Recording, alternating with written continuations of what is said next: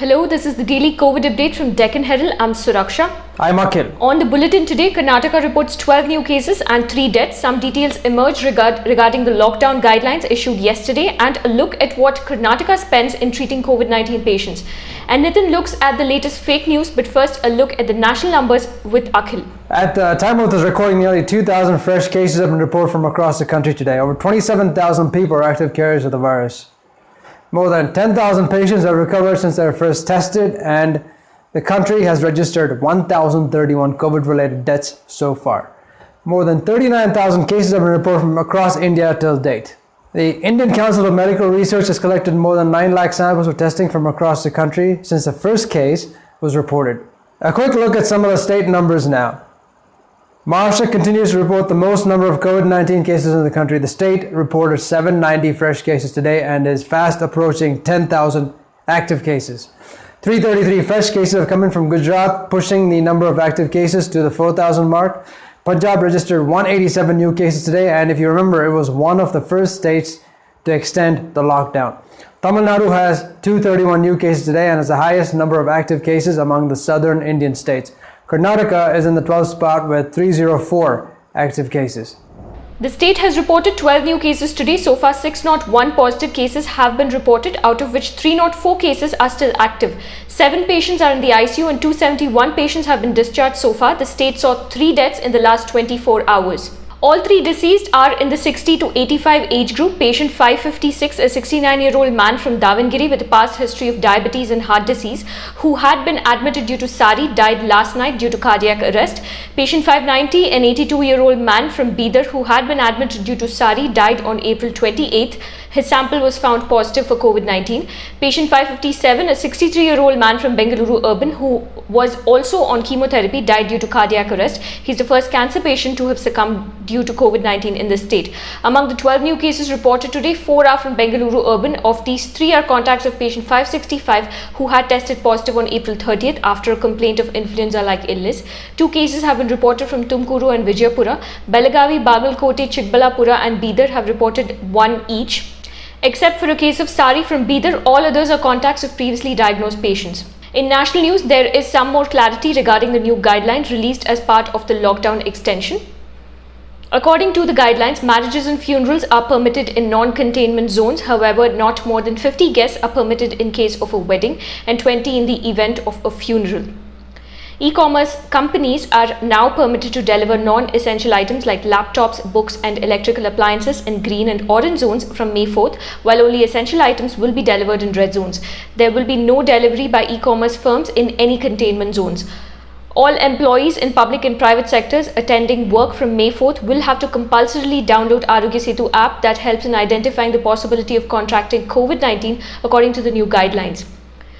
Private offices can resume functioning in all zones except containment zones from May 4th, but with 33% strength. Activists have raised concerns about security of the app as well as privacy concerns, as they say that the app deviates from the international best practices of contact tracing apps and fails to comply with data protection standards.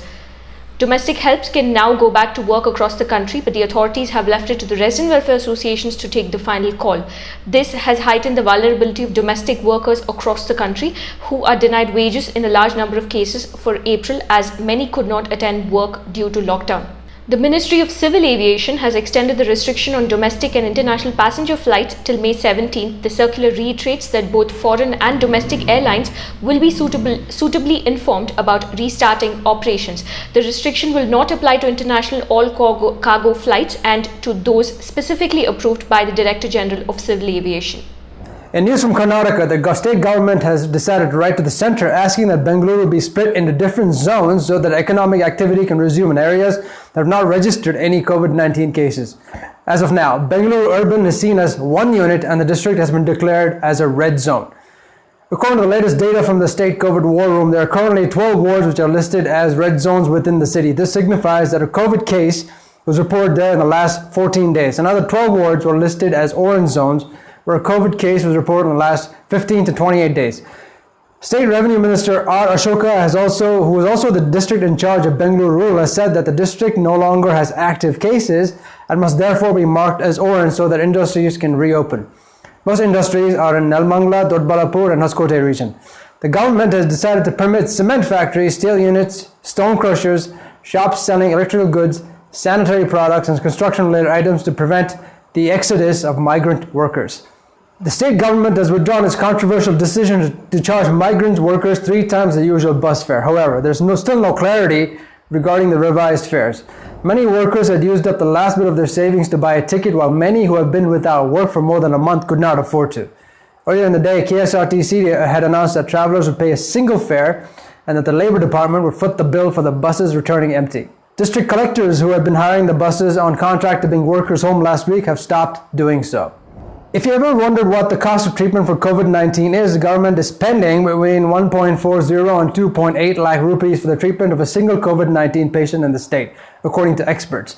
The price range is due to the diverse range of COVID-19 treatments and the duration of treatment. Of the 251 people discharged so far in the state, the majority spent 22 days in hospital quarantine and care. A survey of hospital costs across designated hospitals has revealed that the standard cost of care for non-ICU COVID-19 patients ranges from 10,000 to 20,000 rupees per day in government hospitals. ICU care results in a 55% increase in this rate. Ambulance costs, testing costs, and PPE costs are also pushed the costs higher. Moving on, in our fake news segment today, Nitin looks at viral forwards on social media that have been creating a buzz for all the wrong reasons. Nitin. This particular post is running wild on WhatsApp and Instagram.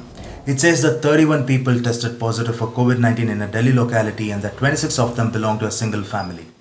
The post further states that this is why India needs the controversial population control bill. On April 18th, Delhi Chief Minister Arvind Kejriwal live-streamed a 10-minute update on the coronavirus situation. He had specified that a family of 26 had tested positive from the Jahangirpuri ward. This piece of information was quickly published by various media outlets and related tweets went viral. A handle which goes by the name India Policy had tweeted that a family of 26 with a husband, his 2 wives, 12 daughters, 7 sons and more had contracted the virus. The handle has more than 1 lakh followers. Tejinder Pal Singh Bagga, a BJP spokesperson, retweeted the same promptly. But what's the truth here? Fact-checking platform Alt News has published the list of 31 people who tested positive for COVID-19 in Jahangirpuri, which dismantles the mischief at play. According to Alt News, Poonam Ashwini Bagri, the municipal councillor of Jahangirpuri, has clearly stated that there is no 26-member family in the 31 cases and that she doesn't understand why the Chief Minister chose to highlight this. Stay tuned for more fake news takedowns because unquestioned fake news is as good as the truth. Thanks for that, Nitin. Before we go, for most of us in Tier 1 cities, restaurants provide not just a weekend respite but also are important aspects of city life. Ever since the lockdown, most hotels and restaurants have been in a crisis. The National Restaurant Association of India, which represents the interests of over 6 lakh restaurants across India, has launched a first-of-its-kind platform to support its members and their employees. The scheme is known as Rise for Restaurants. Dinners can support restaurants by buying virtual cash worth Rs 1,000 from a list of restaurants across India. A link is also in the description below. This can be redeemed in the future against dining bills at respective restaurants. At the time of purchase, customers only pay Rs 250. This amount will contribute towards paying the wages and salaries of restaurant employees. The remaining 500 is to be paid by customer only when they dine at the restaurant. For the list of participating restaurants in your city, click on the link provided in the description. That's all from Suraksha Made today. For the latest updates, log on to DeccanHerald.com. Stay safe and we'll see you tomorrow.